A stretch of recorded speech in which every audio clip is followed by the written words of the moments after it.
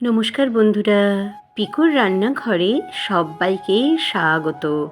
দুধের মধ্যে পাউরুটি ফেলে দাও আর তৈরি করা হয়ে যাবে একটা দুর্দান্ত স্বাদের ইউনিক রেসিপি।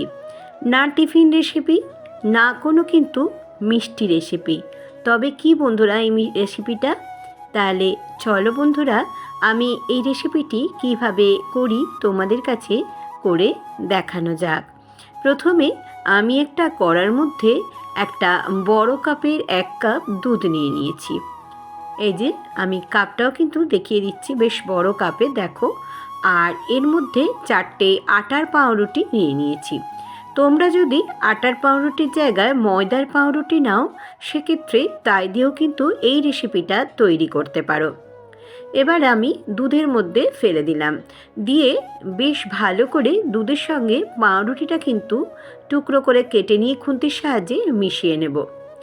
এই সময় গ্যাসের ফ্লেমটা তোমরা লো টু মাঝারি করে কিন্তু রেখে দেবে। রেসিপিটা একদম ইউনিক একটা রেসিপি। দেখতে থাকো বন্ধুরা কি আমি তৈরি করি। এবারে আমি বেশ ভালো করে কিন্তু মিশিয়ে নেব দুধের সঙ্গে পাউরুটিটা। ঠিক এইভাবে মেশাতে হবে। এই যে মিশিয়ে নিয়েছি। এবার নাড়াচাড়া করে নেব যতক্ষণ না দুধটা কিন্তু একদম মরে যায় আর বেশ ভালো করে মিশিয়ে যায়। দেখো একটুও কিন্তু শক্ত ভাব যখন এসে যাবে তখন কিন্তু তুলব। নরম ভাব একটুও থাকলে কিন্তু হবে না। এইভাবে কিন্তু আমি তৈরি করব। দেখে নাও বন্ধুরা, দেখো একদম হয়ে গেছে বেশ শক্ত ভাব। এবার আমি কিন্তু একটা জায়গায় তুলে নিলাম। এবার এটা একটু ঠান্ডা হয়ে যাক। এর মধ্যে কিছু জিনিস কিন্তু আমি মিশিয়ে নেব। দেখো বন্ধুরা, আমি কিন্তু ঠান্ডা করে নিয়েছি। এবার কি কি মেশাই দেখো। এর মধ্যে আমি দিয়ে দেব পরিমাণ মতো নুন। এবার আমি এর সঙ্গে দিয়ে দেব 1 চামচ ময়দা। ময়দার জায়গা তোমরা কিন্তু আটাও নিতে পারো বা কর্নফ্লোরও কিন্তু নিতে পারো। এবার 1 চামচে লঙ্কার গুঁড়ো আর 8 চামচে কিন্তু আমি দেব হলুদের গুঁড়ো। দিয়ে দেব 1 চামচের মতো চিনি আর ঘি দিয়ে দেব এর মধ্যে 8 চামচের মতো। একদম খুব কমই দেব। দিয়ে ভালো করে কিন্তু এই সমস্ত উপকরণের সঙ্গে মিশিয়ে নেব। একদম খুব চটকে মেখে নেব। মিশিয়ে নিয়ে খুব ভালো করে কিন্তু এটা মাখতে হবে আর একটু ধৈর্য সহকারে মাখতে হবে। বাচ্চা থেকে বয়স্ক মানুষ সবাই কিন্তু খেয়ে খুবই তোমাদের প্রশংসা করবে। বাড়িতে একবার হলেও এটা ট্রাই করো। এবার আমি একটা কড়া বসিয়ে দিয়েছি। কড়ার মধ্যে দিয়ে দিচ্ছি সাদা তেল। আমি এই রান্নাটা সাদা তেলে করব।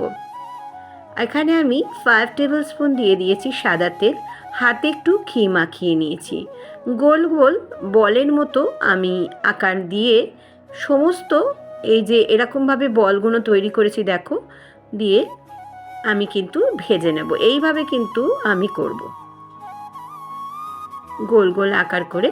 এর থেকে যদি তোমরা সাইজটা একটু বড় করতে চাও করতে পারো, আবার ছোট করলে ছোটও করতে পারো। এইভাবে কিন্তু আমি সমস্ত বলগুলো তৈরি করে নেব। এই রেসিপিটা দিয়ে তোমরা ভাত, রুটি, লুচি, পরোটা সব কিছুই কিন্তু খেতে পারো। খেতে কিন্তু একদম ভীষণ ধরনের ভালো হয়। আর নিরামিষ যেহেতু এই রেসিপিটা খুব ভালো লাগবে খেতে।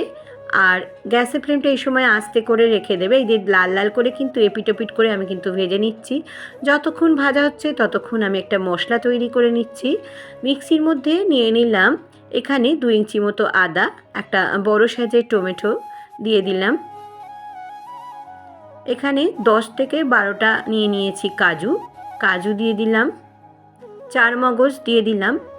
4 চামচে 2 চামচে আর 2টো এলাচ, 2টো লবঙ্গ, 2টো দালচিনি নিয়ে নিলাম। এবার একটু জল দিয়ে বেশ ভালো করে মিহি পেস্ট তৈরি করে নেব।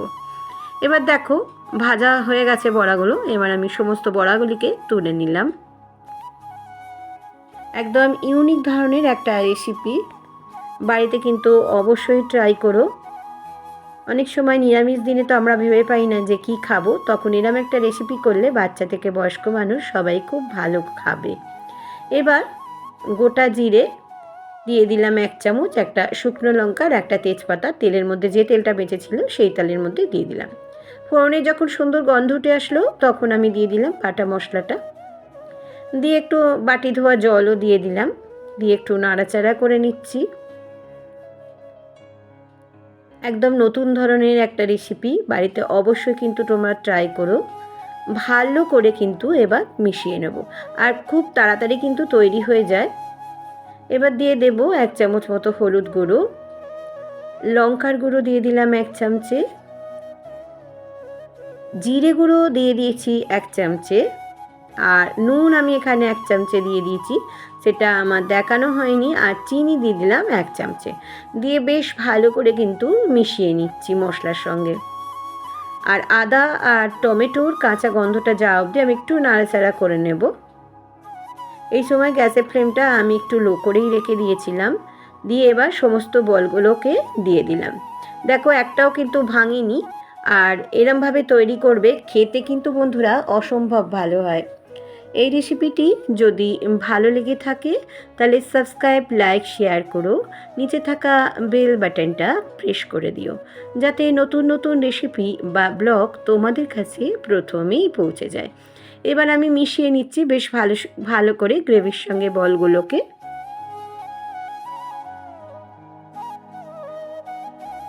একটুখানি জল আমি এর মধ্যে এবার আমি দিয়ে দেব, অল্প করেই দেব। আর এটা একটুখানি গ্রেভিটা কম হয়, মাখো মাখো হয়। দেখো এবার ফুটে উঠেছে। এর মধ্যে দিয়ে দিলাম আমি আরও 1 চামচের মতো ঘি। আর গরম মশলা দেব না, যেহেতু আমি গরম মশলা বাটা দিয়েছি তাই কারণে। এবার ভালো করে একটু মিশিয়ে নিচ্ছি যাতে সব দিকে ঘিটা যায়।